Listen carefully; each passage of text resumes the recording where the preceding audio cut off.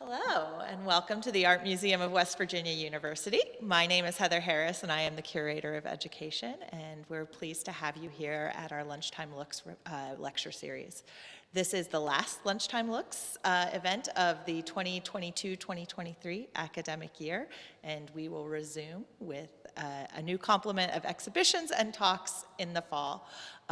But it is a real treat to have Dr. Lisa Di Bartolomeo here as our speaker. She is a teaching professor from the Department of World Languages, Literature, and Linguistics, and coordinator of both the Russian Studies and Slavic and East European Studies programs. And she is here with us today in her capacity as the first ever faculty fellow for the Art Museum of West Virginia University.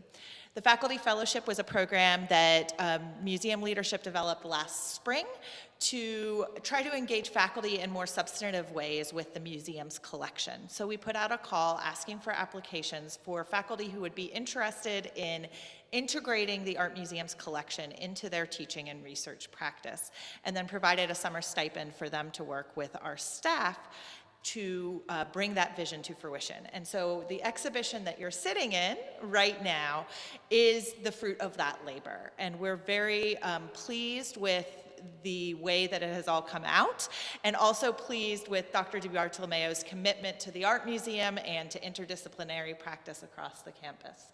So without further ado, I give you Dr. DiBartolomeo.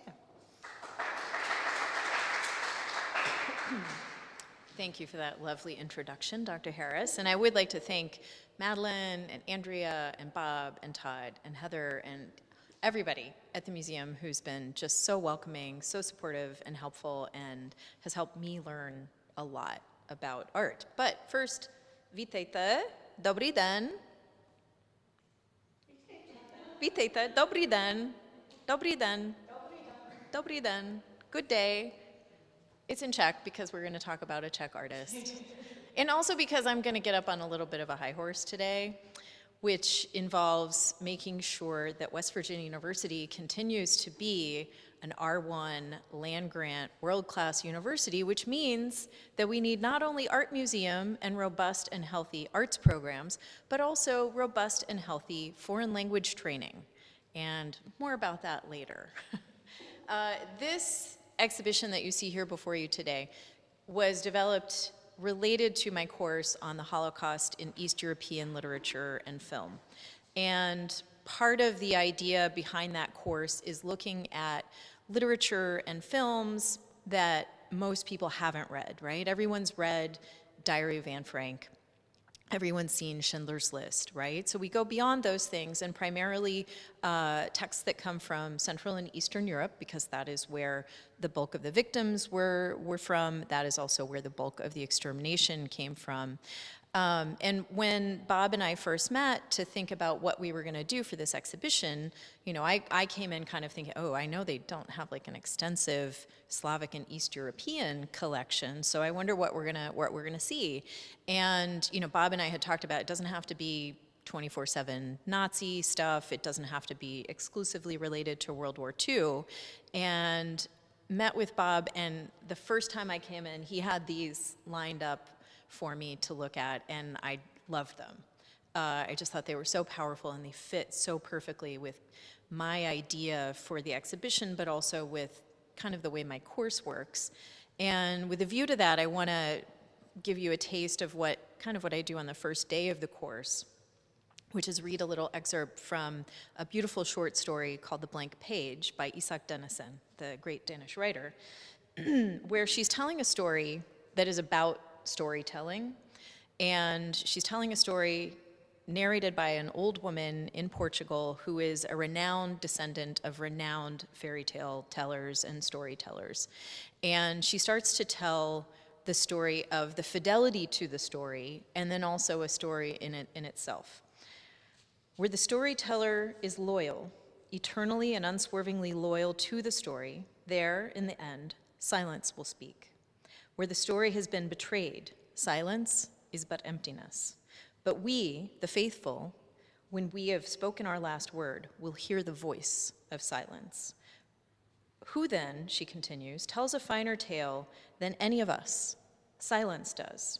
And where does one read a deeper tale than upon the most perfectly printed page of the most precious book, upon the blank page? And then she talks a little bit more about the blank page and tells the story of a Portuguese convent renowned for their beautiful snow white, perfect linen. And they grow the flax, they harvest it, they make these beautiful, pristine sheets for the royal wedding bed, right? And this is hundreds of years ago. And so each of these sheets gets produced and put on the bed of the soon-to-be princess for the night of the marriage consummation, right? And so after the morning, on the next day, the steward comes out and holds up the sheet. Can you even imagine? Holds up the sheet on the balcony and shows the entire population. Yeah, it's pretty horrifying, right? But then she talks about how each of these sheets has been framed and hung on the wall down this long hallway in this convent, and that people come and they stare at these they stare at these sheets and contemplate them. And then she talks about this particular one. Each separate canvas with its coroneted nameplate has a story to tell, and each has been set up in loyalty to the story. But in the midst of a long row, there hangs a canvas which differs from the others. The frame of it is as fine and as heavy as any, and as proudly as any carries the nameplate with a golden crown. But on this one, no name is inscribed, and the linen within the frame is snow white from corner to corner, a blank page. I beg of you, you good people who want to hear stories told, look at this page and recognize the wisdom of my grandmother and of all old storytelling women. For with what eternal and unswerving loyalty has not this canvas been inserted in the row? The storytellers themselves before it draw their veils over their faces and are dumb. Because the royal papa and mama who once ordered this canvas to be framed and hung up, had they not had the tradition of loyalty in their blood, might have left it out. It is in front of this piece of pure white linen that the old princesses of Portugal, worldly wise, dutiful, long-suffering queens, wives, and mothers, and their noble old playmates, bridesmaids, and maids of honor, have most often stood still. It is in front of the blank page that old and young nuns, with the Mother Abbess herself, sink into deepest thought. And that is where I would like us to start. Because one of the things that I think that we see with these four pictures, in particular, is some blankness. And if you keep in mind, again, relating it to my course, part of what Hitler and the Nazis set out to do in World War II was to erase Jews as a people, to erase them from the face of the earth. And that went beyond extermination of the human beings. It went so far as the elimination of any of their cultural artifacts, their graveyards, their places of worship, the places where they had lived and loved for centuries in Europe. And Jurje Anderle comes along, and he wasn't born until, when was he born? 1936, right? So this is not born of his direct experience of the Nazi annexation of the Czech lands or anything like that, right? He was a child. But after the war, he wandered into a Prague bookstore and came across a book that had pictures from World War I of soldiers kind of casually leaning, and he was struck by how much it reminded him of his grandfather, who had lost an arm in the First World War. And this is seemingly the germ of what goes into these pictures. And what I would like you to think about is what's here and also what's not here, what he deliberately leaves unsaid, which I think is maybe the most interesting part. But because he was both classically trained and also trained in a graphic sense, he was able to integrate kind of the old and the new styles within his works. And also admitted to a really big influence by Leonardo da Vinci. I almost said DiCaprio.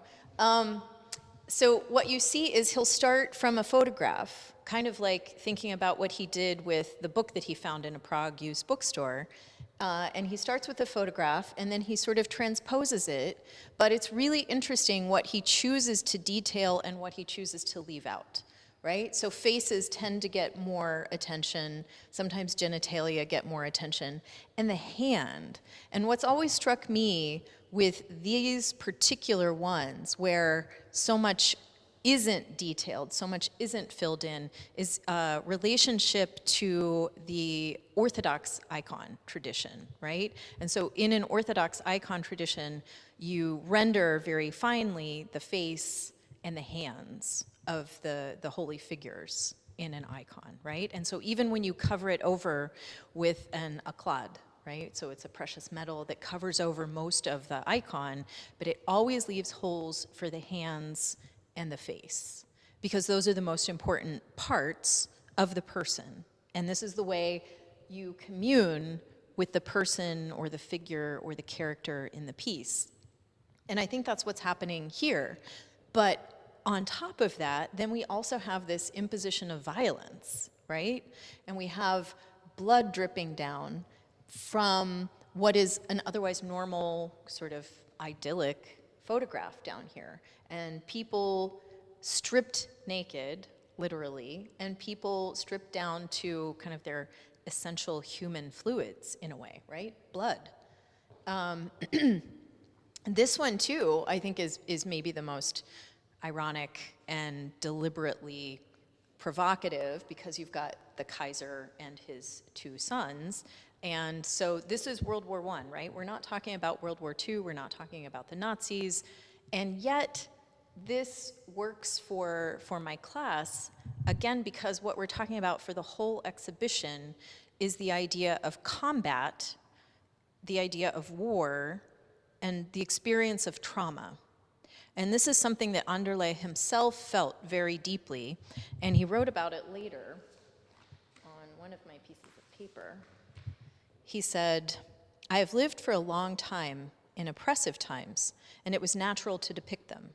I have been concerned with warning themes since the 1960s, soldier and warmonger, battle under a cloud, the face on the platform, a cruel game for a man," these are all titles of his works, illusion and reality, apocalyptic genetics. Nor is evil retreating today. I can see so much of it around me that to depict more of it would dull our senses. After all, in comparison with photographs of the wall in China where severed human heads are nailed, the most ambitious warning, surrealistic collage, is a mere toy. And he communicates that sense of what I'm doing is both too much and not enough, right? That the blankness has to be filled in, but that also the blankness is an important part of the story. What's missing in the pieces as well as what's depicted in the pieces. And this one probably more directly, right? We have the juxtaposition of mother and child here, and then very obviously a cartoonish version of Hitler, and Nazi soldiers who are stripped down to their bones, to their helmets, to their weapons, and dehumanized in a way that Nazi propaganda often depicted Jews, as opposed to their own officer class. And then looming over all of it is a heavenly body, right? The moon, I'm thinking, right, Bob? Yeah? Oh, it's the earth? Okay, I was thinking it was the moon. The earth, and hanging over it all, right? So are we looking at, this is what we aspire to, this is what we ascend to, this is what we descend to? Is this a sort of purgatory, hell?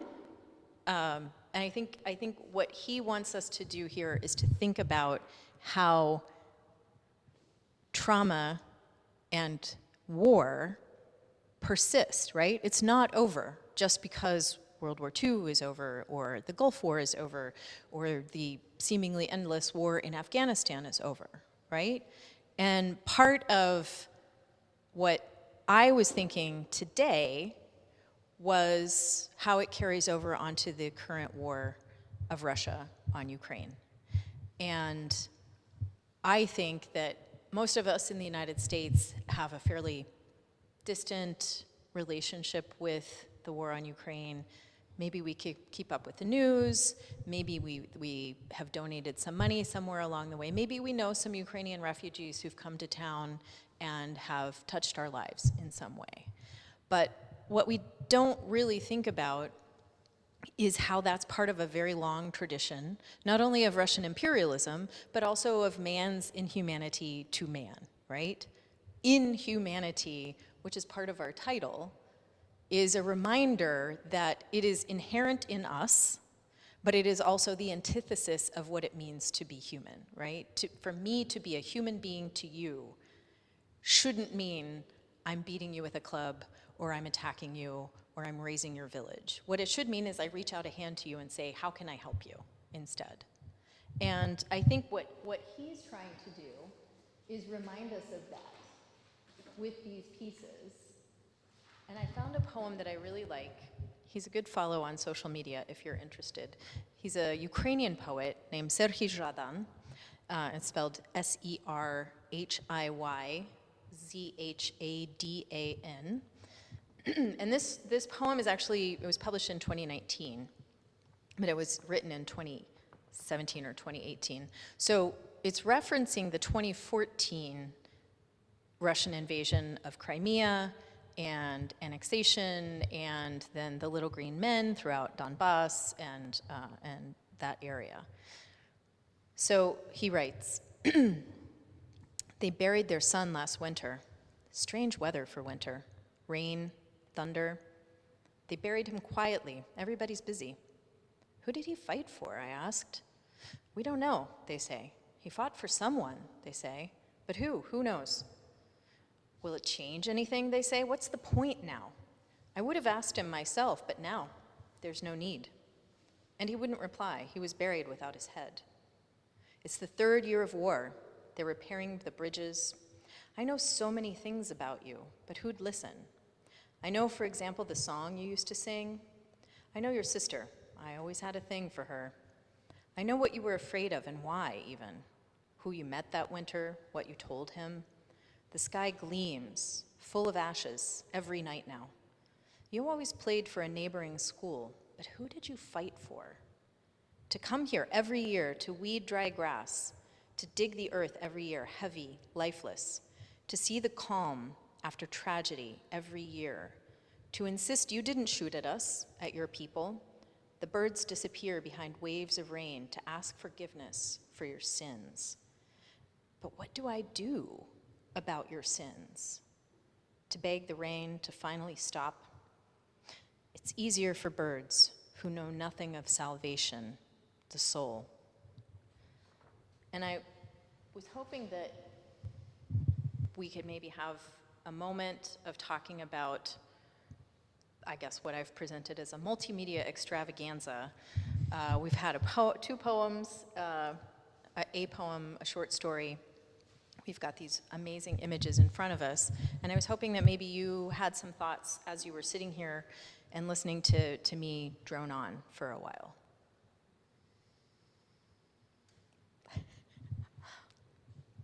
Don't be shy.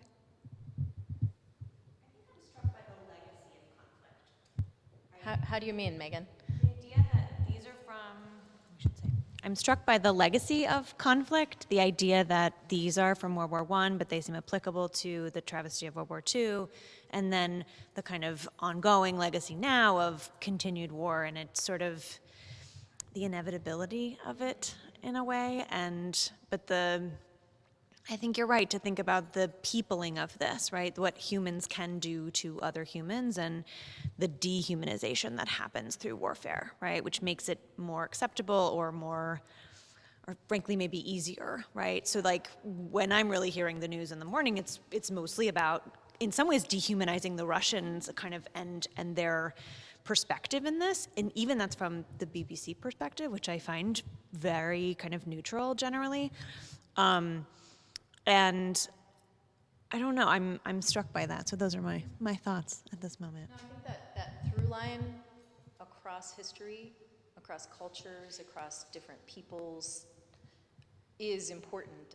And again, that was kind of our thesis here, is that unfortunately there's not likely to be an end to conflict, to combat, to war and to the resultant trauma on human beings, on the environment, right? On everything around us, because we all live on planet Earth, apparently that right there.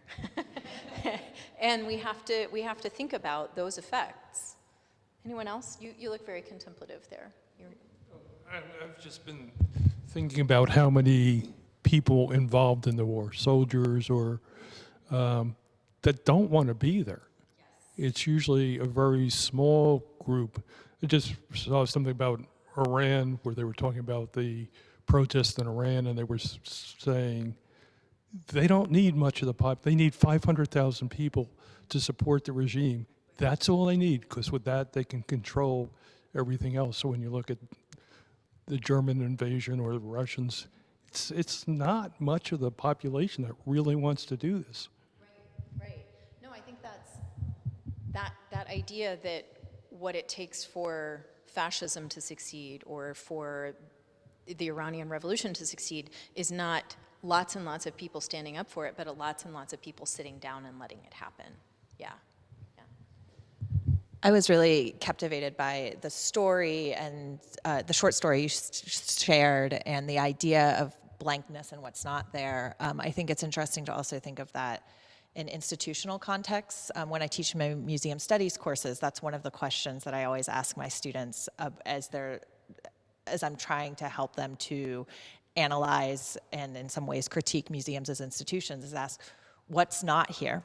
Whose story is not being told? And then thinking about why that might be and what sorts of histories contribute to that. So I think that concept of blankness is one that we can all kind of confront and analyze of the what has been erased, what isn't there, as we strive to be kind of more critically engaged scholars. So I just appreciate seeing that from the literary perspective as well. Yeah, no, and I think that that's really important for each of us. Not only, I can't paint, I'm not like Madeline, and I can't make really nice graphic things. I can't do any of that. I can make nice cakes, I guess. That may be a second career. But each of us has to fill in the blank page, in a sense, right? That erasure has to be filled in. But at the same time, the blankness has to be allowed to speak for itself, right? We can't just say, oh, this room is really empty, I've got to put some furniture in it and fill it up. We have to think about what's missing, too. So I think, to your point, it can be more broadly interpreted. What's missing from a museum? What's missing from the faculty or student body at West Virginia University, right? What kinds of faces are we not seeing, and what kinds of faces are we seeing? Yeah. Other thoughts? You look thoughtful. No? Yeah.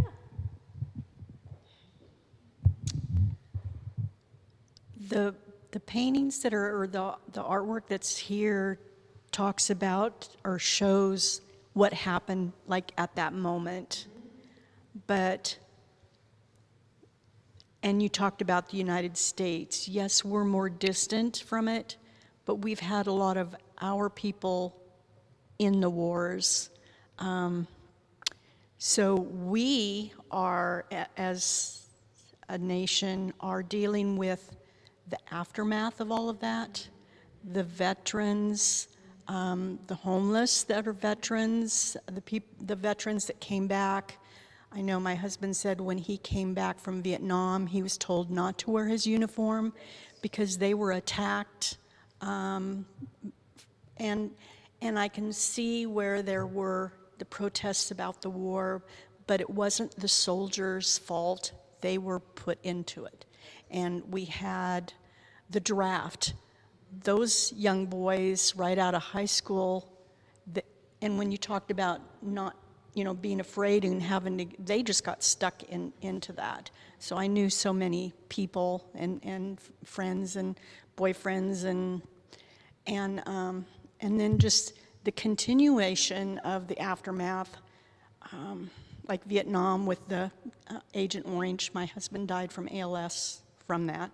He was in Vietnam. So even though the United States, knock on wood, isn't like physically like in it like the Ukraine is, we're still stuck with the aftermath years and years and years later from World War II. I mean, we're getting down to the last of the veterans for World War II, and then we have Vietnam, and we have the Korean War, and we have the Iran, you know, the Iraq, and all of those. So we are witnessing and dealing with a lot of aftermath from that. I'm really glad you brought up Vietnam. My parents were Vietnam veterans. And one of the reasons that we wanted to include, is this gonna be a problem? You guys spin around on your stools. And here we have Bill Burke photograph, and it's from 1994, but it's entitled Abandoned U.S. Consulate, Da Nang. And one of the things that Bob and I were thinking about when we put this together is, are we okay? Is that we didn't want it to look easy or black and white or ideologically one side or another, right? We didn't want to imply that the United States always fights on the side of righteousness, that ours is always a righteous cause, or, you know, when you look at something like, what do we do with the Nazis, right? I think most people have a pretty easy answer, right? You punch them in the face, you put them in jail, you try them at Nuremberg, or worse, right? Because they're Nazis. But then what do we do when it's closer to home? What do we do when we have to deal with PTSD, with people coming home, and with the soldiers who were drafted and didn't want to be there and who were 19, the average age in Vietnam, not knowing any better, believing the propaganda, and killing people without really knowing why they were there. And I think as a through line from that to contemporary, the war on Ukraine, a lot of people seek to excuse the Russian soldiers for what they're doing in Ukraine because, well, they're victims of Russian propaganda, or, you know, they don't know any better, they aren't given a choice. But to your point earlier, if you don't stand up, you're sitting down, right? And there's a big space between, okay, yeah, I got drafted, I'm gonna go along with it, I guess I have to go and fight, to, and I'm sure many of you have seen in the news the last couple of days, the violent beheading of Ukrainian soldier by the Wagner group, right? So there's a really big distance between, I don't even want to call it normal wartime, normal conflict, and then atrocities and war crimes, right? So, yeah. What other questions? You haven't had a question yet. You know, it's a lot more complicated than anybody even likes to think about, because if you think about now what's going on with Taiwan and China, like, what do you do then? I mean, do you enter the war or do you not enter that war? It's just, you know, the politics of war is just something that we aren't privy to. Yet we have to live with it. Right, and they're fought in our name, right? Right. Yeah. Anyone else? Todd? No? Yes. Well, and I think, and this is what excites me about an exhibition like this, is that it's an opportunity to grapple, and also Lisa's approach to it is that it's an opportunity to grapple with some of that complexity and what can the arts and humanities do, and what is their role in fostering civic dialogue around these things, inviting provocation in some cases, and how can having a forum like this or the panel we had related to these exhibitions allow people who may have ambiguous feelings or different or personal histories with these things to grapple with, have conversations, dialogue, share stories. I think that that's really a powerful piece of what this kind of work can do, and it's why I'm so proud of the work that Lisa and Bob have done together. So I just wanted to kind of commend that, because I appreciate what all of you all are sharing in that regard. Other thoughts? Yes.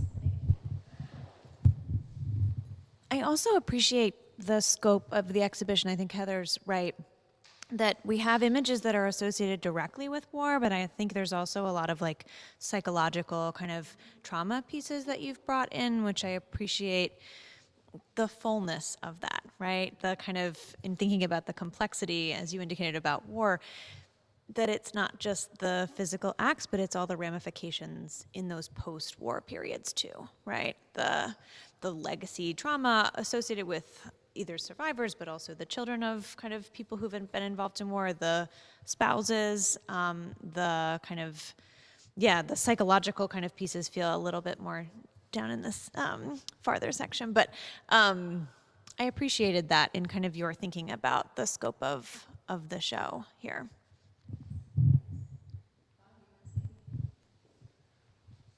I like to put you on the spot. I know you do. It's always fun. I just have a question for you. Right. Because we're dealing with sort of a very disparate group of artworks that are dealing with similar topics of trauma and war, it comes down to, how do you think these works will speak to students who have very, very little experience? So they come into an art exhibition not necessarily knowing what they're going to see, and then be kind of thrust into this. They can read a little bit about what the intention of the exhibition is, but what do you think is best that can be received from them? What would you like their reaction to be, or what can they look at with these objects and then kind of leave thinking about? Oh, I like that question. But you did a good job deflecting it back to me. I did have the students, there was an evening where Heather and Bob met with the students in the class, and we went through the exhibition. We went through all of the exhibitions in the museum that night. And then afterwards, the students had to do an art reflection, right? So where they chose a piece, preferably one of the pieces they saw here, but if they had a favorite or if they had something that really spoke to them that wasn't part of the exhibition, they were allowed to do that too. And then they were supposed to write about it, and they were supposed to write, just, again, reflection, not an analytical essay, not anything really high level, just something that was hopefully a comfortable way for them to approach it. And more often than not, I would say like 70% of the class started off their reflection by saying, I've never been to an art museum before, or yeah. And then they would inevitably say, I didn't even know WVU had one. So we've accomplished two things there, right? Very important things. But then what they really said was, part of why I was never in an art museum before was because I was intimidated, or I don't understand art, I don't know about art.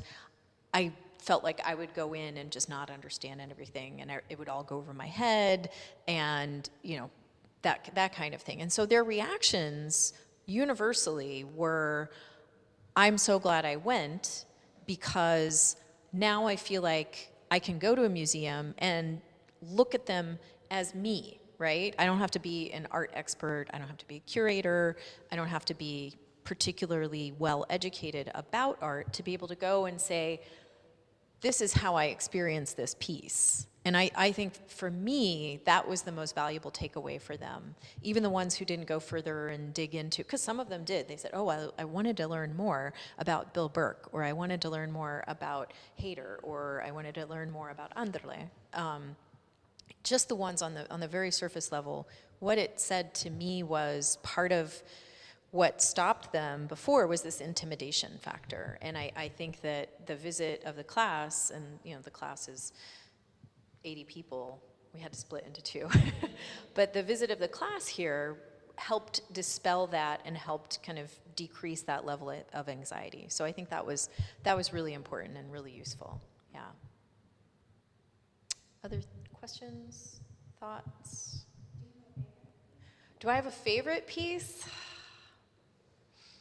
I mean, I have to say, this one speaks to me the most, and I talked about it when we did the panel, simply because it ties so directly into the class, right? This is based on a photograph of the Warsaw Ghetto, and we spend a lot of time in the class talking about the Warsaw Ghetto, and we read journals and diaries collected from that time. But today I'm going to say, with an eye to kind of wrapping things up, because I think yeah? I would like you all to think about this last piece over here, that we deliberately wanted to end with, and I know you can't see it. I'm not going to move over there. I'm not going to mess with you anymore.